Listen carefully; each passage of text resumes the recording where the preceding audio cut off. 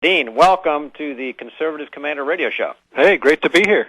Yeah, we're glad to have you on with us. And, Dean, we're going to get rolling. We've had a great program here so far with other guests on other issues, but we're going to switch gears and go into something we haven't talked about today, and that really is the issue of the debt ceiling. You wrote just a short time ago, a few days ago, last week, I think, an article where you cited a statement by Treasury Secretary Lew that Congress would have to raise the debt ceiling by the end of February. Well, obviously, the House did send a bill to the Senate. Last Friday, the Senate passed it. The President signed it. But I'd like to briefly frame the issue as we now have it regarding the debt. From this perspective, most people think in terms of a debt ceiling with a specified dollar limit that cannot be exceeded.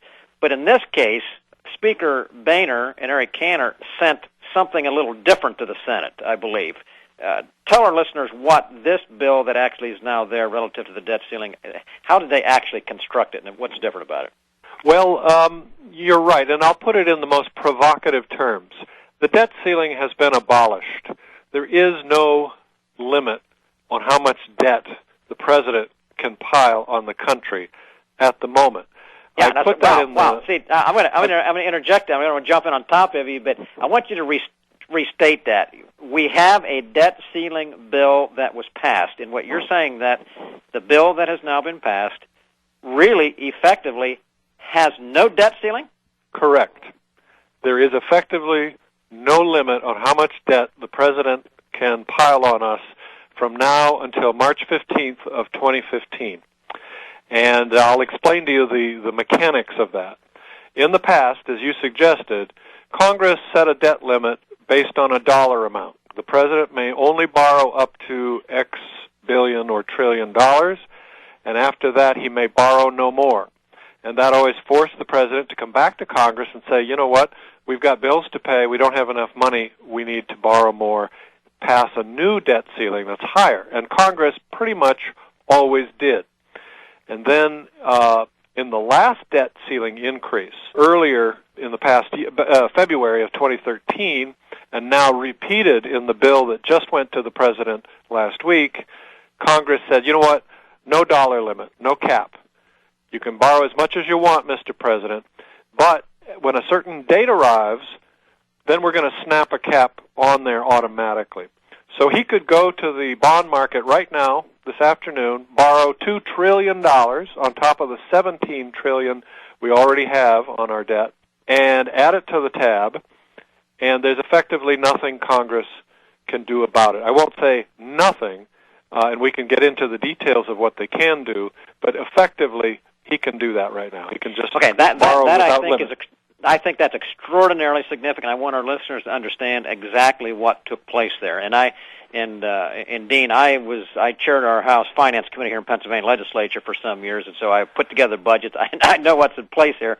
I want to go further and identify one other thing that Congress has done, because the passage of this law, which Speaker Boehner and the leadership of the House and Mitch McConnell and obviously Harry Reid on the Democrat side in the Senate were more than glad to put their stamp of approval on, at the same time telling the people back home that they really did due diligence, but they really didn't. Now, last year, Congress employed a number of creative deceptions, I'll put it in that perspective, in the matter of spending. Last May, as an example, did we not just about hit the debt ceiling at that point? And so they just froze the clock and didn't run it up. So there was no official tabulating on the debt, but when it came due in October and they passed it, all of a sudden, I think the number was almost $600 billion. It went up overnight because they had creatively stopped the clock and they had to catch up. Now, what do you think? Is there any other creative deceptions that are taking place here buried in this bill? And I'll go a step further and say, what do you think is logical to expect is going to be spent now in this next 12 months with this president, with his history of now being at 106%? I believe he's doubled the debt since he's been in office. And since we're on that track to continue with very little restraint, what are the American people to expect in these next 12 months? Well, you asked a lot there. I would say in terms of budget gimmicks and tricks and so on, Washington does a lot of those. I think in this debt ceiling bill, the only things that jump out at me are, first of all, the removal of the dollar cap, or the continuation of its removal. They got rid of it early last year. And the second thing, which we haven't talked about yet, is what I call the McConnell mechanism. That's a new parliamentary procedure which basically lets Congress override presidential borrowing that they think is in excess of what's a good idea. But it requires two-thirds majority in both the House and the Senate to actually override the presidential borrowing. That's a very high bar. Mitch McConnell of Kentucky, the Republican leader in the Senate, came up with this idea. The point of it is to facilitate a shift of the borrowing power from Congress to the president, but enable members of Congress to cast a political cover vote that shows them standing up to the president, oh, he borrowed too much, I voted against that, but they don't actually prevent the excessive borrowing. So when you put that McConnell mechanism together with that Boehner removal of the dollar cap, what you have is a Republican-led abolition of the debt ceiling. I think that's very, very critical. And I look at this, Dean Clancy, something has happened with the leadership on both sides. Now here, Republicans should have been standing, but they did not. And one could speculate as to why. Were they rolled by this president, or have they voluntarily enlisted in this spending free-for-all?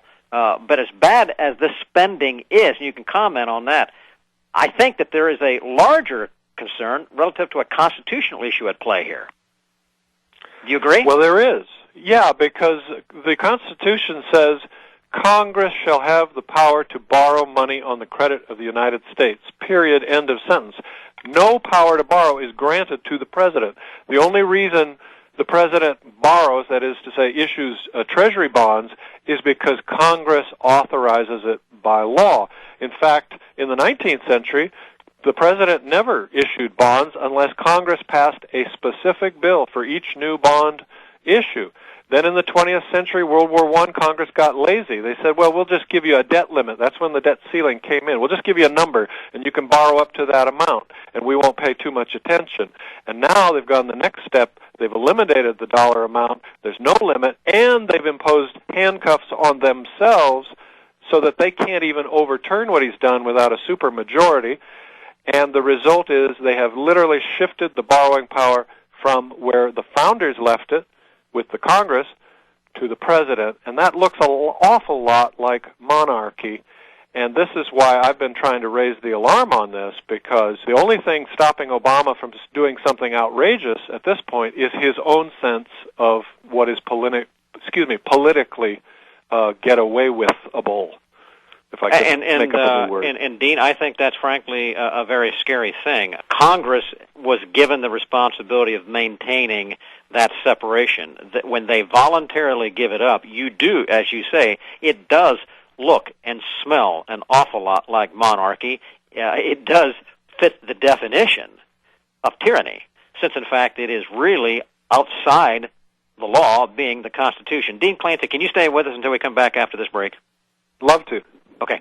Folks, you're listening to the Conservative Commander Radio Show.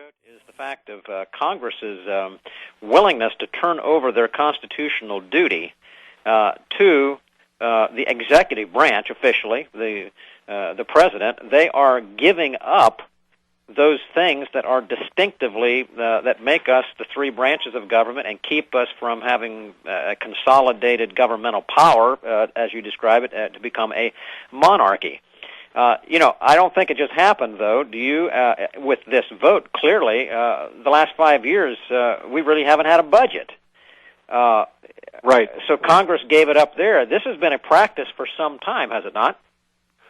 Yeah, Washington really, in my opinion, is a bipartisan ruling class that has a strong incentive to keep things the way they are, to keep overspending, overborrowing, and raising taxes. And the idea of balancing the budget, living within our means, not spending money that we don't have, that is anathema to Washington. And so there is a kind of bipartisan conspiracy, in my opinion, to fix the game. And the Tea Party came along in 2011 and said, you know what, you guys shouldn't raise the debt anymore automatically. You shouldn't pass a debt ceiling without some spending cuts and reforms and get us to balance. And the political class didn't know what to do with that. They came up with the Budget Control Act and the Super Committee and sequestration, if you remember all of that. And finally, by the end of last year, they had pretty much figured out how to wriggle out of all their promises there so they don't have to cut spending. And then, meantime, they figured out how to effectively turn the debt ceiling vote into a charade by shifting the power to borrow to the president, which is a real disaster in my opinion. And I think not enough Americans know about this. We need to reverse it. We're going to have to elect people that are committed to reversing it, and it's tough because this town is determined to pull up the moats, pull down the gate, and keep the rabble out. Luckily, we've got a few people here like Rand Paul, Mike Lee, Ted Cruz, and others who are already inside the walls, and we need to send them reinforcements so that we can reverse this stuff and get back on track. Indeed, we do. There's one aspect of what has been done here, and when you phrased it, there's no limit to what this president can do. He basically is, well, effectively by what Congress did. They're saying, here it is. Do what you want, and we trust that you will show some restraint. He hadn't shown any restraint, so therefore, the only expectation from my perspective is that's going to go higher and faster. Now, Federal Reserve, the new chairwoman now, in her appearance before the Congress, said she's going to continue the quantitative easing of Ben Bernanke, the departing chairman. If the Federal Reserve fails to keep interest rates, which they have obviously tried to do, suppress the interest rate, and they begin to rise at all, Congress's ability, they have no ability to manage, therefore, the debt by what they have done, and we have no ability to pay the interest rate because the debt is so large. Right. I mean, right now the Fed is printing money, and that is artificially reducing interest rates. But at some point, what goes up must come down. Eventually, they're going to have to ease off and stop printing money. And at some point, global bond markets are going to start charging our government higher interest rates to lend to us because they can see that we don't have our fiscal house in order. And when that happens, it's going to make the budget crunch even worse than it currently is. And the government is going to have a choice. They can see their bond rating lowered, their ability to borrow go down, or they can cut spending and show the world that they can manage. And that's what the political class in Washington is trying to push off into the future. They're trying to kick the can down the road past the next election, hoping to keep this game going forever.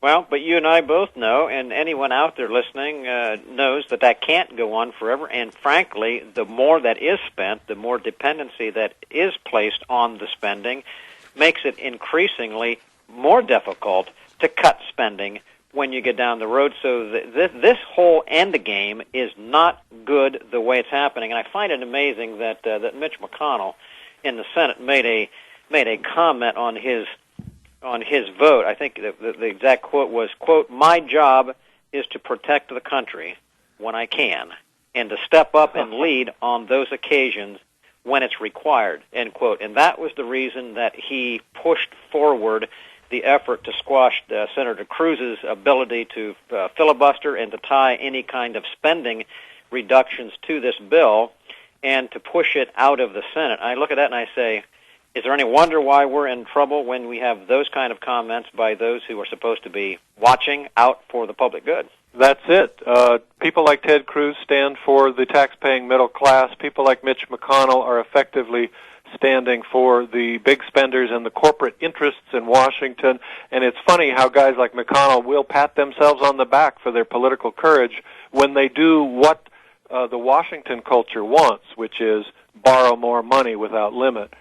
So we got a lot of work to do. Yeah, we do. Now, you Freedom Works are doing some things about it. Are there some good candidates coming in the wings? I mean, in the district where Mitch McConnell is, there's someone who is running, I believe. Is there anything you want to tell us on any seats out there that our listeners ought to know about and have some hope in? Absolutely. And I'll mention a few, but if folks are really interested, you should be sure to visit our political website. It's called Freedom Works for America, FWFA. That's our super PAC. One of the candidates we have endorsed, as you referred to, is Matt Bevin. He's a businessman in Kentucky. He's challenging Mitch McConnell for the Republican Senate nomination. Our activists in Kentucky are very excited about Bevin. They really, really want to retire Mitch McConnell. We've just had a huge wave of yard signs go up in the state, and we're already getting the complaints from the local McConnell campaign people, about that. But Good. we're determined to retire Mitch McConnell and upgrade to Matt Bevin in Kentucky. There we go. Well, that's a good one to watch. We're going to take off here just right now, Dean. I just wanted you to give you a mention there and give a place for people to go. Before we leave here, I want to thank you for being with us, but I want you to be able to give again where people can go, direct them to wherever it is you think it's best that our listeners go to find out more about what we've discussed here today or following what you or FreedomWorks is doing. Sure. Thank you, Sam. The best place on the web to go for FreedomWorks-related activist information is freedomworks.org. Okay, freedomworks.org. Dean Clancy, former senior White House budget official, now Vice President for Public Policy at FreedomWorks. Thanks for being with us today on the Conservative Clan Radio Show, and we look forward to having you back with us sometime in the future here.